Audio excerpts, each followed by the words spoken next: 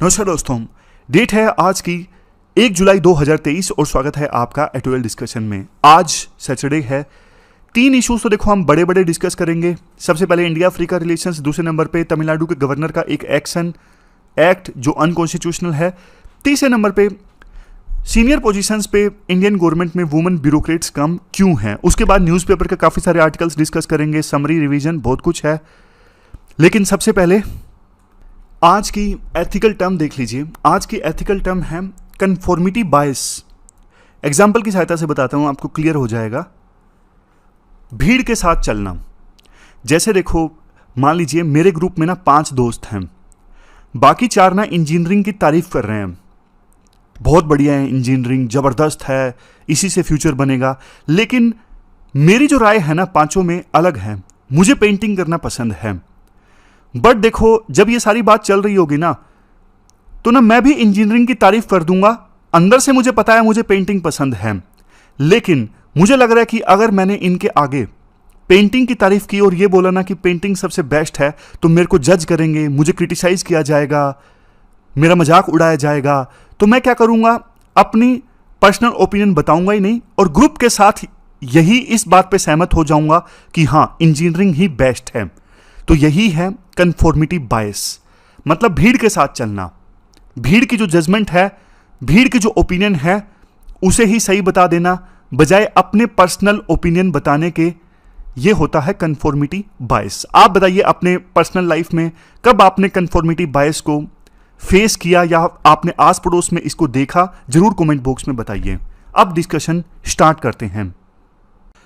आज के डिस्कशन का फर्स्ट इंपोर्टेंट आर्टिकल इंडिया और अफ्रीका रिलेशंस से संबंधित है और आप जीएस पेपर सेकंड के इस टॉपिक से आर्टिकल को रिलेट कर सकते हो। देखो, आज की जो अफ्रीका की पॉपुलेशन है ना, अफ्रीका महाद्वीप की पूरे वर्ल्ड की पॉपुलेशन का 17% है और 2050 आते आते, क्योंकि अफ्रीका की पॉपुलेशन काफ़ी तेज़ी से बढ़ रही है, तो 2050 आते आते अफ्रीका की जनसंख्या पूरे वर्ल्ड की जनसंख्या का 25% हो जाएगी। इंडिया आपको पता है सुपर पावर बनना चाहता है पूरे वर्ल्ड में। अगर इंडिया को सुपर पावर बनना है ना, तो अफ्रीका के साथ अच्छे रिश्ते होना बहुत ज़्यादा जरूरी है। पिछले 15 सालों में इंडिया ने बहुत कोशिश की है अफ्रीका के साथ में अच्छे रिलेशन इस्टेब्लिश करने की, इंडिया अफ्रीका रिलेशंस को मजबूत बनाने की। स्पेशली देखो, 2014 के बाद से ये कोशिश ज़्यादा तेज़ी से हुई है। आज के इस आर्टिकल में ना विवेकानंद इंटरनेशनल फाउंडेशन, ये एक थिंक टैंक है। इस थिंक टैंक ने ना एक रिपोर्ट पब्लिश की है कैसे अफ्रीका के साथ रिश्तों को मजबूत बनाया जाए। उस रिपोर्ट का नाम है India Africa partnership achievement challenges and road map 2023। तो इस रिपोर्ट में जो रिकमेंडेशंस दी जाती हैं ना, जो सुझाव दिए जाते हैं कि इस प्रकार से इन पॉइंट्स को फॉलो करके आप अफ्रीका के साथ रिश्तों को मजबूत बना सकते हो, उन सब पॉइंट्स पे हम चर्चा करेंगे इस आर्टिकल में। देखो, ये रिपोर्ट ना बताती है किस प्रकार से आज के समय में अफ्रीका की डेमोग्राफी चेंज हो रही है। वर्किंग एज पॉपुलेशन ज़्यादा है इंडिया की तरह, पॉपुलेशन यंग है रिलेटिवली, इकोनॉमी काफ़ी तेज़ी से एक्सपेंड हो रही है अफ्रीकन कंट्रीज़ की। क्योंकि देखो, ज़्यादातर अफ्रीकन कंट्रीज़ हैं ना, वो गरीब हैं। अब जो गरीब देश हैं, उनकी जीडीपी का साइज ही इतना छोटा है, वो थोड़ा सा भी ग्रो करेंगे ना, तो परसेंटेज में वो ग्रोथ रेट काफ़ी ज़्यादा आएगी। इसके बाद अगर पॉलिटिकल फील्ड की बात करें, बहुत सारे अफ्रीकन कंट्रीज ऐसे हैं जो अब डेमोक्रेसी की तरफ मूव कर रही हैं। अफ्रीका की सोसाइटी बदल रही है। महामारी के दौरान तो देखो सभी देशों पे नेगेटिव इम्पैक्ट पड़ा था, लेकिन अब अफ्रीकन कंट्रीज पहले के अपेक्षाकृत ज़्यादा इंटीग्रेटेड हैं। जैसे देखो, यूरोप के देश इंटीग्रेटेड हैं, वहाँ पे यूरोपियन यूनियन जैसी ऑर्गेनाइजेशन काम करती है, सबको, बहुत सारे यूरोपियन कंट्रीज़ को साथ लेके चलती है। उसी प्रकार से अफ्रीकन यूनियन, जो अफ्रीकन कंट्रीज़ का ग्रुप है, वो भी काफ़ी एक्टिव हो गई है। अफ्रीकन कंट्रीज़ अब मिलजुल के काम करने लगे हैं, पीस और प्रोग्रेस की तरफ आगे बढ़ रहे हैं। राइटर कहते हैं, हाँ, मैं इस बात को एक्नॉलेज करता हूँ कि कुछ अफ्रीकन कंट्रीज़ में अभी क्राइसिस हैं, जैसे Ethiopia, Sudan, central African Republic. लेकिन देखो, पहले के अपेक्षाकृत एथनिक वायलेंस, इंसर्जेंसी, टेररिज्म, ये सब चीज़ें कम हुई हैं। और तभी तो वर्ल्ड की जो मेजर कंट्रीज है ना, जैसे आप चाइना मान लीजिए, रशिया मान लीजिए, USA, European union, Japan, Turkey, UAE, ये सब देश क्या कर रहे हैं? इन देशों के बीच में ना आपस में कंपटीशन है कि कौन अफ्रीका की मार्केट को एक्सेस करेगा, कौन अपने सामान को अफ्रीका में बेचेगा, कौन अफ्रीका में जो रिसोर्सेज हैं उनको यूज करेगा, मिनरल्स वगैरह वहां पे मिलते हैं, कौन उनको एक्सप्लॉइट करेगा अपने फायदे के लिए। मतलब कि देखो कंपटीशन है इन सब बड़े देशों में कि कैसे अफ्रीका का ज्यादा से ज्यादा यूज लिया जाए। और स्पेशली देखो इन देशों में ना चाइना सबसे आगे है। 2000 के बाद से ही अफ्रीका का सबसे बड़ा पार्टनर है चाइना।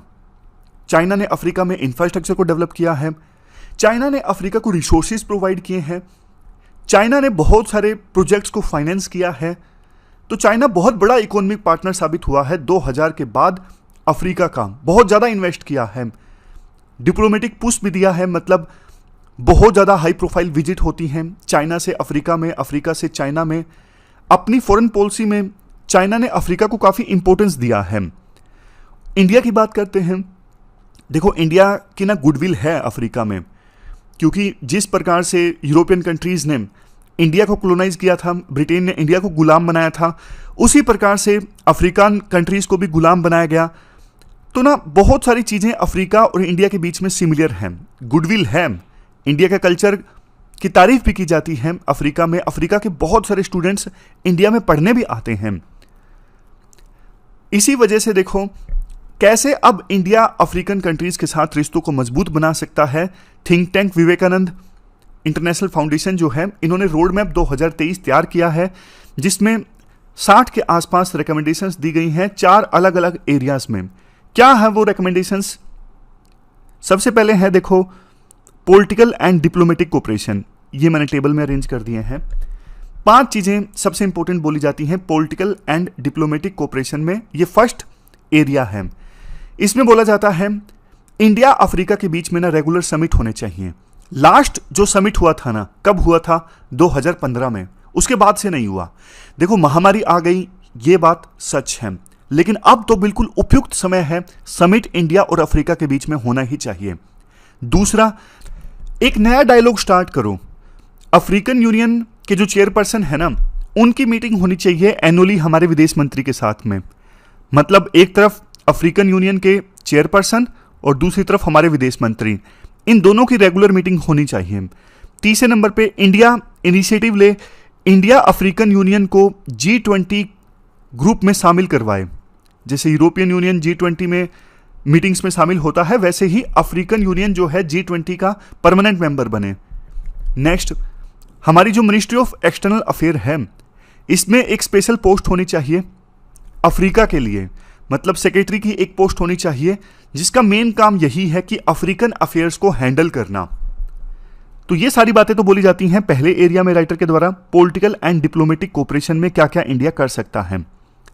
इसके बाद अब दूसरे एरिया की बात करते हैं, डिफेंस एंड सिक्योरिटी कोऑपरेशन। इसमें भारत की सरकार को क्या करने की आवश्यकता है? सबसे पहले देखो डिफेंस अटैचीज जो है ना, जो अफ्रीका में डिप्लॉयड हैं, उनकी संख्या को इंक्रीज कर दो।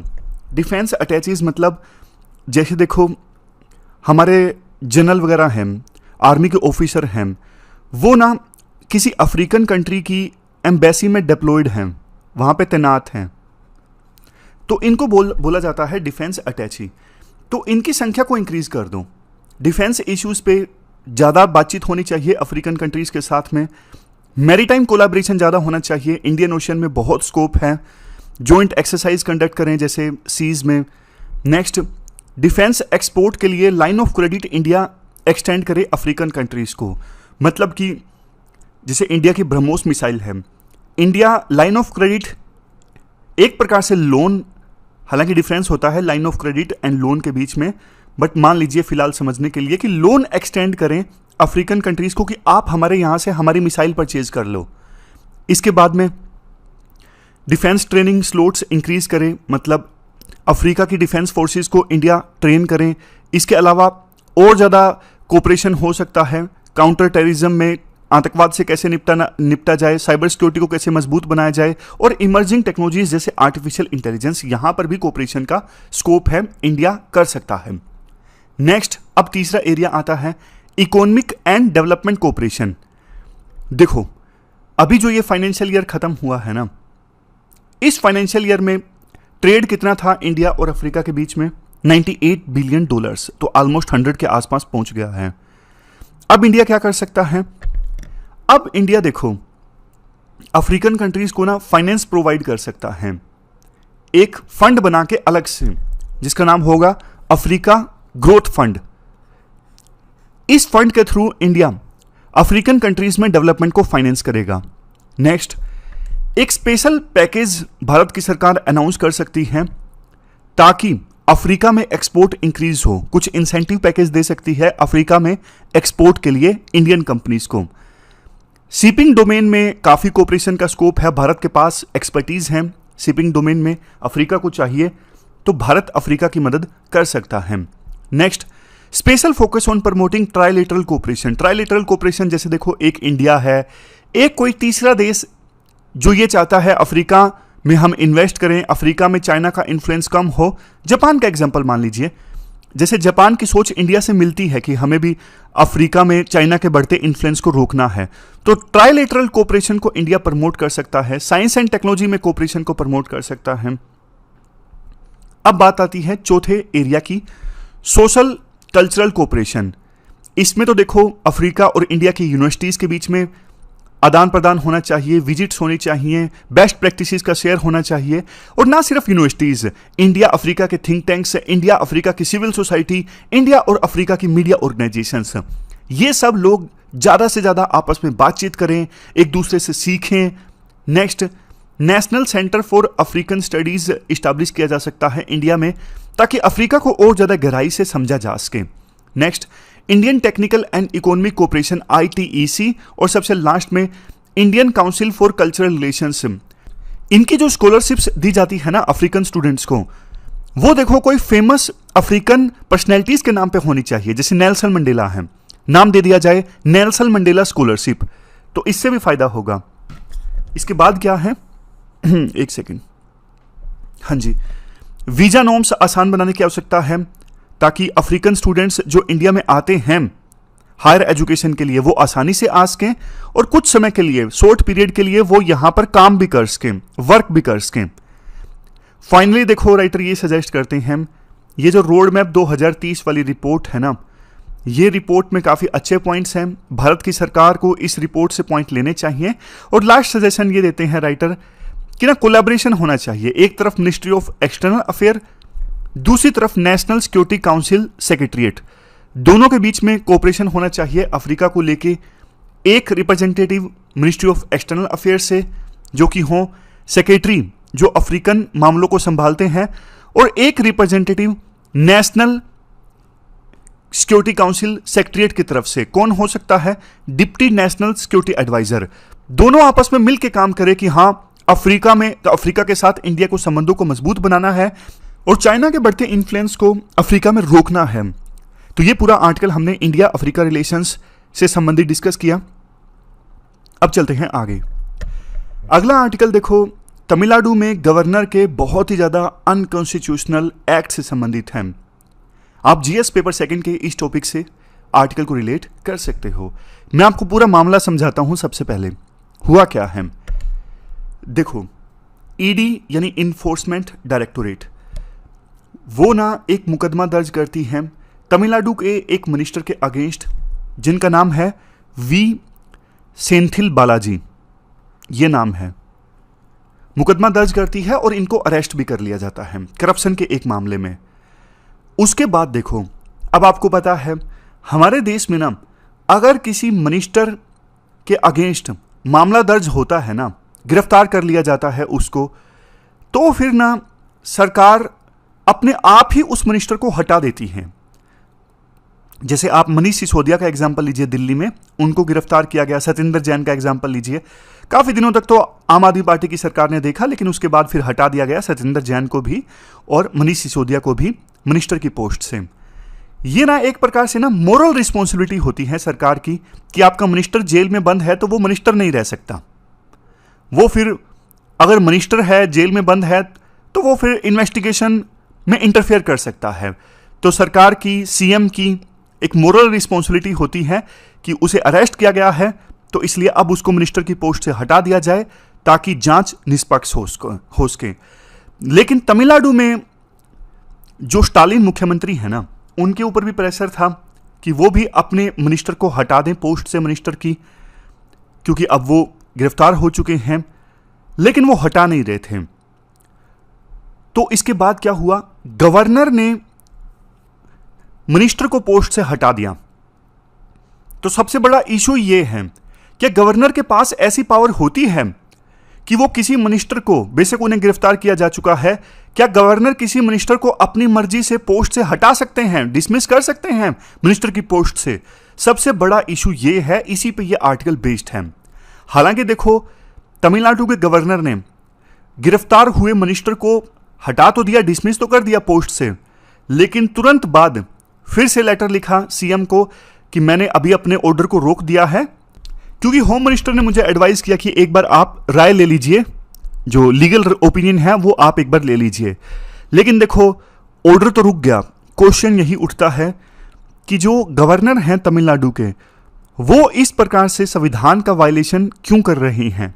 संविधान के आर्टिकल 164 में साफ तौर पे ये लिखा हुआ है कि चीफ मिनिस्टर को अपॉइंट किया जाएगा गवर्नर के द्वारा। इसके लिए किसी की एडवाइस नहीं लेनी, उसके लिए अलग से प्रोसीजर है। आपको पता है, जिस पार्टी की सबसे ज़्यादा सीट्स होती हैं उसकी सरकार बनती है, उसके एमएलएज जिस लीडर को चुनते हैं गवर्नर के द्वारा, उन्हें इनवाइट किया जाता है। लेकिन देखो, एक बार चीफ मिनिस्टर को अपॉइंट कर दिया गया गवर्नर के द्वारा, तो उसके बाद चीफ मिनिस्टर जो हैं वो अपने हिसाब से मिनिस्टर्स को, इंडिविजुअल मिनिस्टर्स को डिसाइड कर सकते हैं कि ये इंडिविजुअल मिनिस्टर होंगे मेरी कैबिनेट में, और गवर्नर को उन्हें ही अपॉइंट करना पड़ता है जो चीफ मिनिस्टर बोले। गवर्नर इंडिविजुअल मिनिस्टर्स को अपनी मर्जी से नहीं अपॉइंट कर सकते। चीफ मिनिस्टर जो बोलते हैं उन्हें ही इंडिविजुअल मिनिस्टर्स के तौर पे अपॉइंट करना होता है। और उसी प्रकार से देखो, किसी को रिमूव भी करना हो ना, तो चीफ मिनिस्टर जब बोले, एडवाइस दें, उसी के हिसाब से गवर्नर को इंडिविजुअल मिनिस्टर्स को हटाना होता है पोस्ट से, लेकिन अपनी मर्जी से नहीं। बट इस केस में चीफ मिनिस्टर ने गवर्नर को एडवाइस दी ही नहीं थी कि इस मिनिस्टर को हटा दिया जाए, लेकिन गवर्नर अपनी मर्जी से एक्ट कर बैठे। समझ गए? ये पूरा इशू है। राइटर देखो ये कहते हैं, 1935 का एक्ट आया था ना हमारे देश में ब्रिटिश राज के दौरान, तो उस समय आपको पता है जो गवर्नर हुआ करते थे वो ब्रिटिश सरकार के द्वारा अपॉइंटेड होते थे, तो उनके पास बहुत पावर्स हुआ करती थी, वो डायरेक्टली इलेक्ट नहीं होते। तो कहीं ऐसा तो नहीं आज के समय में तमिलनाडु के जो गवर्नर हैं वो उसी 1935 एक्ट से इंप्रेशन ले रहे हैं कि गवर्नर के पास में पावर है। राइटर कहते हैं, देखो, आज़ाद भारत में गवर्नर जो हैं वो सिर्फ और सिर्फ कॉन्स्टिट्यूशनल हेड हैं, वो काउंसिल ऑफ मिनिस्टर्स की एड एंड एडवाइस से एक्ट करते हैं। उनके पास में अपनी जो डिस्क्रिशनरी पावर होती है ना, अपनी मर्जी से एक्ट करने की पावर्स बहुत ज़्यादा लिमिटेड होती हैं। अंबेडकर साहब ने भी कॉन्स्टिट्यूट असेंबली में बोला था कि गवर्नर के पास में कोई एग्जीक्यूटिव फंक्शन नहीं है, मतलब संविधान ने कोई ऐसा एग्जीक्यूटिव फंक्शन गवर्नर को नहीं दिया है जिसे वो अपनी मर्जी से परफॉर्म कर सकें। तो मिनिस्टर को चूज करना, मिनिस्टर को डिसमिस करना, ये पावर देखो गवर्नर के पास में नहीं है, ये चीफ मिनिस्टर के पास में है। चीफ मिनिस्टर एडवाइस करते हैं गवर्नर को कि इस मिनिस्टर को पोस्ट से रिमूव कर दिया जाए। इसके बाद राइटर कुछ जजमेंट्स का हवाला देते हैं, जैसे देखो Shamsher Singh and ANR versus state of Punjab 1974 का केस है। इसमें 7 जजेस की बेंच थी। सुप्रीम कोर्ट ने साफ तौर पे बोला था कि गवर्नर्स को काम करना होता है काउंसिल ऑफ मिनिस्टर्स की एड एंड एडवाइस से। इसके बाद एक और केस है, ये तो रिसेंट का है, 2016 का, नबम रेबिया वर्सेस डिप्टी स्पीकर। इसमें 5 जजेस की बेंच थी और इसमें भी सुप्रीम कोर्ट ने यही बोला था कि गवर्नर के पास में जो डिस्क्रिशनरी पावर है बहुत लिमिटेड है, जो आर्टिकल 163 सेक्शन 1 में दी गई हैं, और ये जो डिस्क्रिशनरी पावर है बहुत ही कम है। इसमें कोई प्रोविजन नहीं है कि मिनिस्टर को अपनी मर्जी से डिसमिस कर सकते हैं गवर्नर। तो कुल मिला के राइटर ये बोलते हैं, इवन देखो अगर एमएलए का भी एंगल अगर सोचा जाए ना सॉरी, अगर एमएलए का भी एंगल सोचा जाए कि मिनिस्टर जो है वो एमएलए हैं, तो एमएलए की डिस्क्वालिफिकेशन भी नहीं होती है इस सूरत में। फिर इसके बाद देखो एक और जजमेंट है जिसको आप कोट कर सकते हो इस केस में। देखो सुप्रीम कोर्ट के पास ना एक केस पहुंचा था 2014 में, जब प्रधानमंत्री मोदी बने थे ना, तो उस समय एक मिनिस्टर थे जिनके ऊपर ना आरोप थे, रेप वगैरह के आरोप थे, जहां तक मुझे याद आ रहा है। तो प्रधानमंत्री मोदी के ऊपर भी ना बहुत मोरल प्रेशर था कि उस मिनिस्टर को कैबिनेट में ना शामिल किया जाए, हटा दिया जाए। तो मामला सुप्रीम कोर्ट में भी पहुंच गया था। तो सुप्रीम कोर्ट ने ना इस आर्टिकल को इंटरप्रेट किया था और कहा था कि देखो, जिस विधायक या फिर एमपी के अगेंस्ट क्रिमिनल केसेस है ना, तो उनको हम रोक नहीं सकते मिनिस्टर बनने से। ये तो सीएम या फिर पीएम की मोरल रिस्पॉन्सिबिलिटी है कि वो उसे अपनी कैबिनेट में रखना चाहते हैं या फिर नहीं रखना चाहते हैं। तो ये सुप्रीम कोर्ट का जजमेंट था 2014 में, Manoj Narula versus union of India case में। तो इस जजमेंट को भी आप कोट कर सकते हो कि स्टालिन, जो अभी तमिलनाडु के चीफ मिनिस्टर है ना, उनकी मोरल रिस्पॉन्सिबिलिटी थी कि वो हटाएं मिनिस्टर को। उन्होंने नहीं हटाया, लेकिन गवर्नर के पास पावर नहीं है मिनिस्टर को डिसमिस करने की। इसके बाद नेक्स्ट आर्टिकल है कि देखो, सरकार में सीनियर पोस्ट पे वुमेन ब्यूरोक्रेट्स कम क्यों हैं। आप जीएस पेपर 1 के इस टॉपिक से आर्टिकल को रिलेट कर सकते हैं। देखो, 1991 में ना हमारे देश में एलपीजी रिफॉर्म्स की शुरुआत हुई थी। काफ़ी सारी अनाउंसमेंट्स उस समय सरकार के द्वारा की गई थी और एक ग्रुप अपॉइंट किया गया था। उस समय नरसिम्हा राव प्रधानमंत्री थे। ब्यूरोक्रेट्स का, टेक्नोक्रेट्स का, पॉलिटिशियंस का, जो भारत की इकोनॉमी को आगे लेके जाएंगे लिबरलाइजेशन ईरा में, यानी एलपीजी रिफॉर्म आने के बाद में। उसी टीम के डिसीजंस जो हैं, उसी टीम के डिसीजंस ने लाखों करोड़ों भारतीयों की जीवन को टच करना था।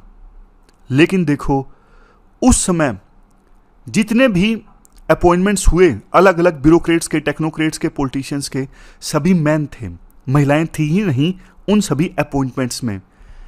तो अक्सर ये क्वेश्चन पूछा जाता है कि सीनियर पोस्ट पे कम महिलाएं क्यों हैं। जैसे देखो, आज तक कोई भी महिला कैबिनेट सेक्रेटरी की पोस्ट पे नहीं पहुंची, आज तक कोई भी महिला आरबीआई गवर्नर नहीं रही, आज तक कोई भी महिला चीफ इकोनॉमिक एडवाइजर की पोस्ट तक नहीं पहुंची। तो ऐसा क्यों होता है कि महिलाएं इन पोस्ट तक नहीं पहुंची? सबसे पहला रीजन आपको बताता हूं।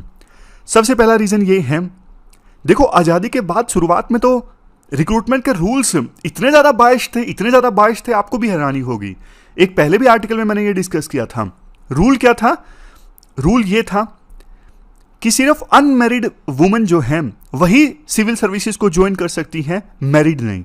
और उससे भी ज्यादा, अगर मान लीजिए किसी अनमैरिड वुमेन ने सिविल सर्विसेज को ज्वाइन कर लिया, ज्वाइन करने के बाद में शादी हो गई, नहीं भैया, आप रिजाइन करो, आप जाओ सिविल सर्विसेज को छोड़ के। ऐसे रूल थे आजादी के बाद।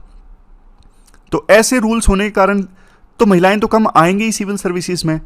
1960 में 82 मैन सिविल सर्वेंट्स के अगेंस्ट 1 वुमेन सिविल सर्वेंट थी, लेकिन 1970s आते आते ये रेशो हो गई 1:8। बट देखो, ये रूल इतना लेट चेंज हुए कि जब तक 1991 के रिफॉर्म आते, उस समय देखो सीनियर पोस्ट पे तो मैन ही थे ना, क्योंकि रूल बाद में चेंज हुए थे। तो बाद में जो वुमेन चुन के आई सिविल सर्विसेज के लिए, वो तो जूनियर पोस्ट पे थी ना, क्योंकि आजादी के बाद रूल्स बायस्ड थे। तो उस समय जो लोग सिलेक्ट हुए थे तब तक वो सीनियर हुए थे 1991 आते आते।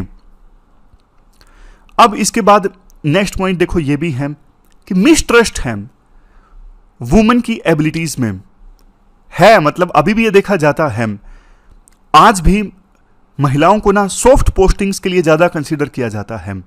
यही तो रीजन है कि बड़ी बड़ी पोस्ट पर chief economic advisor, cabinet secretary महिला नहीं रही हैं। उन्हें जैसे इस प्रकार के डिपार्टमेंट ज़्यादा दिए जाते हैं, चाइल्ड एंड वेलफेयर, हेल्थ, ये वाले डिपार्टमेंट्स ज़्यादा दिए जाते हैं। टैलेंट देखो प्रॉब्लम नहीं थी, मतलब कुछ फीमेल सिविल सर्वेंट्स हमारे देश में ऐसी थी जो बहुत ही ज़्यादा डिजर्विंग थी। जैसे देखो एग्जाम्पल के तौर पे रेणुका विश्वनाथन, कर्नाटक में फर्स्ट वुमेन डीएम। इन्होंने ना डॉक्टरेट हासिल की थी पेरिस के डाउफिन यूनिवर्सिटी से, बहुत ज़्यादा वैल्यू थी। लेकिन फिर भी ना 1980s तक इनको फाइनेंस मिनिस्ट्री में पोस्टिंग मिली ही नहीं। लेकिन बाद में राजीव गांधी ऑफिस के पास में इनकी फाइल भेजी गई और जब उनको इनका पता लगा तब इनको फाइनेंस मिनिस्ट्री में पोस्टिंग दी गई। समझ गए? उसके बाद सुधा पिल्लई का एग्जाम्पल आप लीजिए। ये फर्स्ट वुमेन कैबिनेट सेक्रेटरी बन सकती थी लेकिन इनको नहीं बनाया गया। उस समय कंसीडर किया गया था, लेकिन इनको बनाया नहीं गया। इन्होंने देखो इंडस्ट्री मिनिस्ट्री में जॉइंट सेक्रेटरी रहते हुए बढ़िया काम किया था एंटी मोनोपोली लॉ को अमेंड करने में, समझ गए। उसके बाद जानकी कथपालिया, ये एडिशनल सेक्रेटरी थी बजट डिपार्टमेंट में। इन्होंने मनमोहन सिंह के साथ में काफ़ी बढ़िया काम किया। 1991 से 95 के बीच में जब वित्त मंत्री थे ना मनमोहन सिंह जी, तब यूनियन बजट प्रेजेंट करवाने में इन्होंने बढ़िया काम किया था, और ये वो समय था जब एलपीजी रिफॉर्म्स इंप्लीमेंट हो रहे थे धीरे धीरे।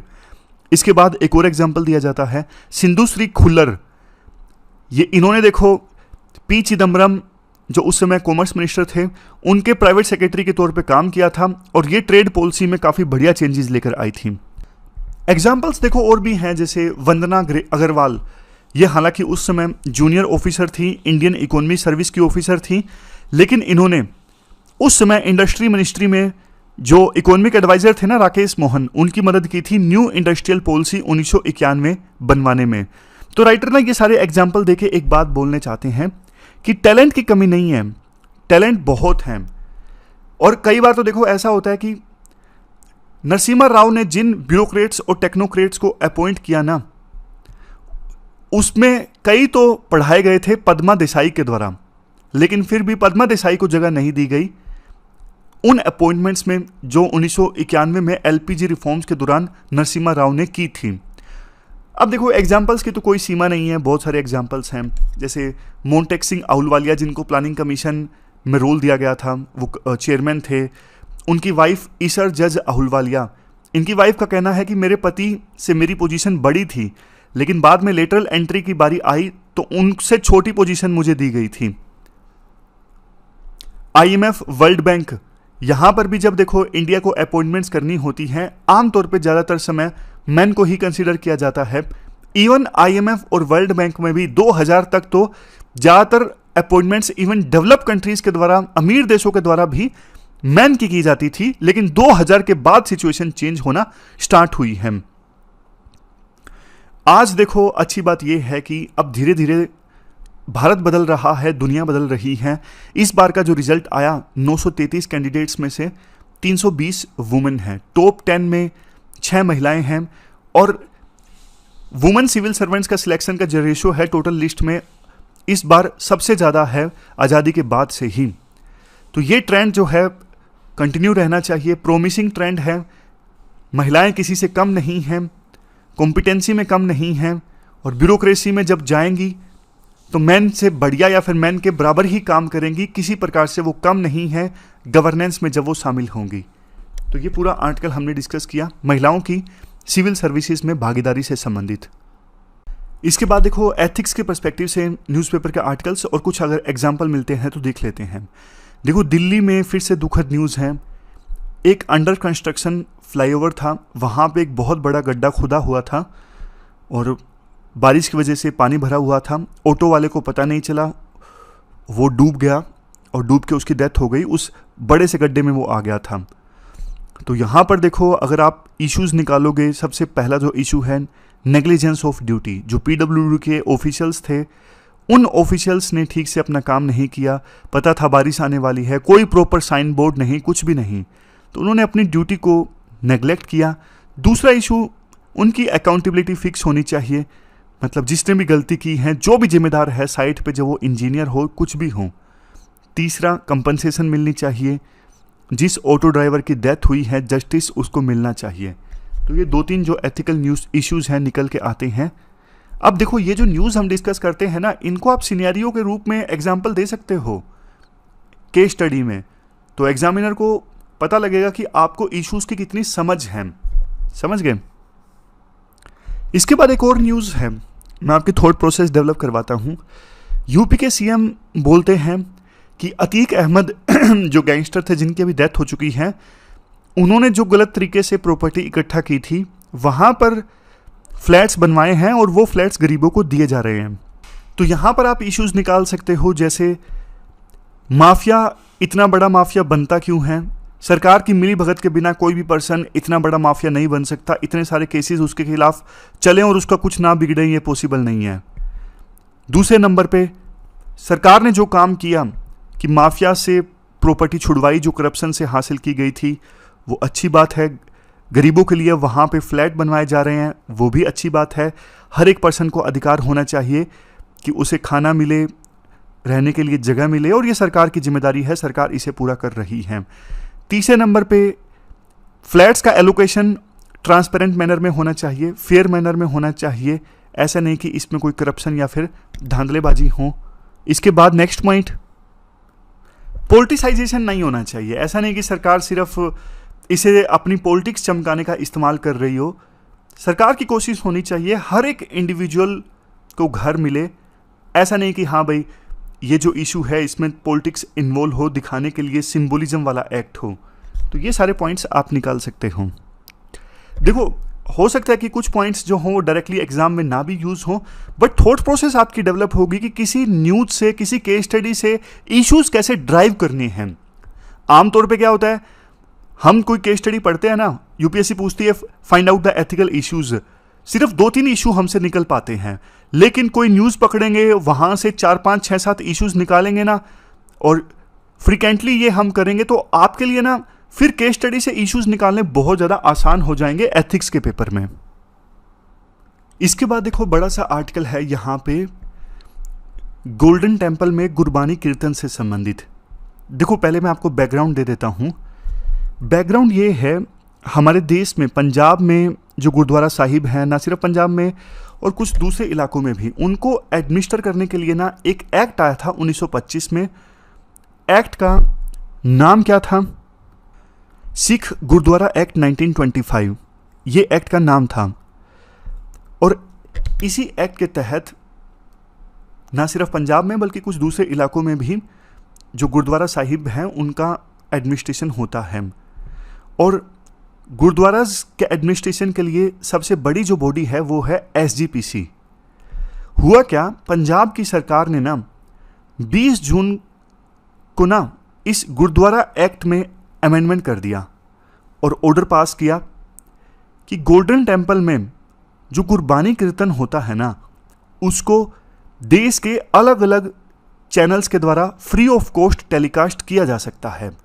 लेकिन इससे पहले सिर्फ पंजाब में जो PTC पंजाबी चैनल है ना, वही गुरबानी कीर्तन को गोल्डन टेम्पल में जो होती हैं उस गुरबानी कीर्तन को टेलीकास्ट करने का अधिकार सिर्फ PTC पंजाबी चैनल के पास था।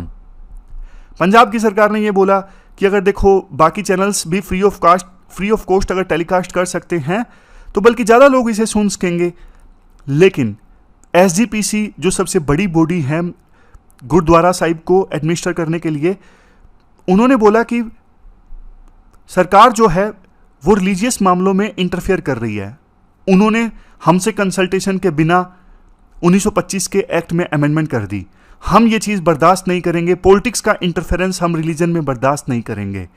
तो इसको लेके एक बहुत बड़ी कंट्रोवर्सी पैदा हो गई है। SGPC का कहना है कि आप ये आदेश वापस लीजिए, अदरवाइज आपको इसके गंभीर परिणाम भुगतने होंगे। आप धर्म में इंटरफेयर कर रहे हो जिसे हम हरगिज बर्दाश्त नहीं करेंगे। तो इस इशू को लेकर ना अलग अलग लोगों की जो राय है ना वो डिवाइडेड है। ये इशू आपको समझ में आ गया। अब समरी के माध्यम से रिवाइज कर लेते हैं। देखो, सबसे पहले अफ्रीका का आर्टिकल हमने डिस्कस किया, बात की कि अफ्रीका की पॉपुलेशन बढ़ रही है तो इंडिया के पास कोऑपरेशन का स्कोप है। विवेकानंद जो फाउंडेशन है इन्होंने 4 एरियाज़ में अपनी रिकमेंडेशन दी है। सबसे पहला area political and diplomatic creation, जिसमें ये सारे सजेशन थे कि समिट रेगुलर होने चाहिए, देश के विदेश मंत्री और अफ्रीकन यूनियन के चेयरपर्सन ज़्यादा मिले आपस में। फिर हमने बात की डिफेंस एंड सिक्योरिटी कोऑपरेशन की कि मैरीटाइम कोऑपरेशन होना चाहिए, डिफेंस अटैचीज़ की ज़्यादा डिप्लॉयमेंट होनी चाहिए, मैरीटाइम कोलैबोरेशन, ये सब डिस्कस किया। तीसरे नंबर पे इकोनॉमिक एंड डेवलपमेंट कोऑपरेशन की हमने बात की कि एक फ़ंड इस्टेब्लिश कर दिया जाए, अफ्रीका ग्रोथ फंड, जिससे वहाँ के प्रोजेक्ट्स को फाइनेंस मिले। स्पेशल पैकेज अनाउंस करे इंडिया अफ्रीका में एक्सपोर्ट को बूस्ट करने के लिए। ट्राइलेटरल कोऑपरेशन की हमने बात की।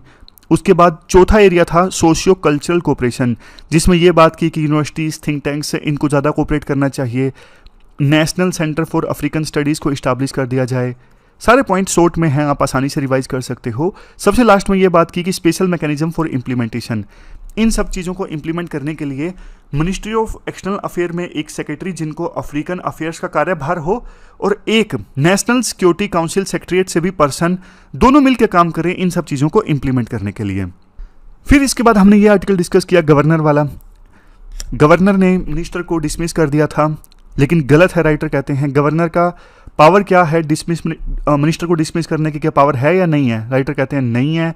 फिर इसको अलग अलग एंगल से जस्टिफाई करते हैं कि संविधान में क्या प्रोविज़न है, हिस्टोरिकल कंटेक्स्ट क्या है, जुडिशरी ने क्या वर्डिक्ट्स दिए हैं इस इशू के ऊपर। अगर देखो ऐसा होगा तो संविधान का सिस्टम डिस्टेबलाइज हो जाएगा।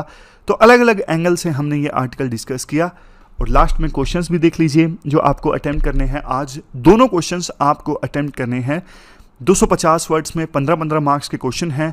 वेबसाइट पे जाके आप जरूर क्वेश्चंस को अटेम्प्ट कीजिए, इनका आंसर दीजिए, प्रैक्टिस होगी, धीरे धीरे आप सीखते जाओगे आंसर राइटिंग और एग्जाम में बढ़िया परफॉर्म करोगे। तो आज की डिस्कशन में बस इतना ही है। Thank you very much for discussion.